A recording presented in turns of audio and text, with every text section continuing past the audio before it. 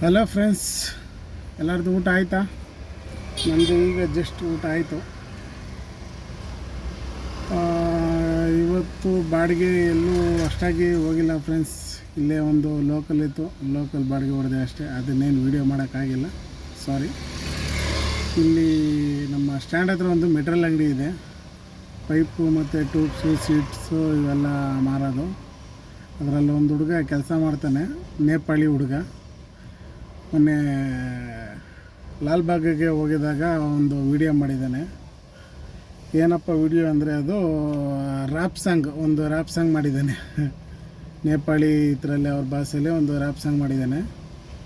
ಚೆನ್ನಾಗಿ ಆಡಿದ್ದಾನೆ friends. But ನೋಡಿ, ಎಂಥವ್ರ ಹತ್ರ ಎಂತೆಂಥ ಕಲೆಗಳಿದೆ ಅನ್ನೋದು ಗೊತ್ತಾಗುತ್ತೆ. ಅದನ್ನು ಅಪ್ಲೋಡ್ ಮಾಡಿ ಭಯ್ಯ ಅಂತ ಹೇಳಿ ನನಗೆ ವಿಡಿಯೋ ಕಳಿಸಿದ್ದಾನೆ. ಅದನ್ನು ಯೂಟ್ಯೂಬಲ್ಲಿ ಅಪ್ಲೋಡ್ ಮಾಡ್ತೀನಿ. ನೋಡಿ ಆದಷ್ಟು ಲೈಕ್ ಮಾಡಿ, ಶೇರ್ ಮಾಡಿ, ಕಮೆಂಟ್ ಮಾಡಿ, ಆದಷ್ಟು ಸಬ್ಸ್ಕ್ರೈಬ್ ಮಾಡಿ. ನಮ್ಮಂಥ ಬಡ ಕಲಾವಿದರನ್ನು ಬೆಳೆಸಿ, ಅರಸಿ, ಉಳಿಸಿ.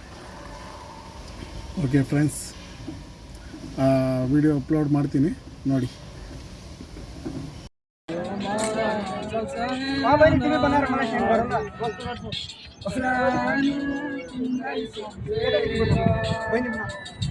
सानो काँधमारिको बारी साथमा छैन मेरो कुनैले सवारी, त्यसैले जाँदैछु आज आफ्नो नेपाल देशलाई छोडेर मुक्ला नपारी।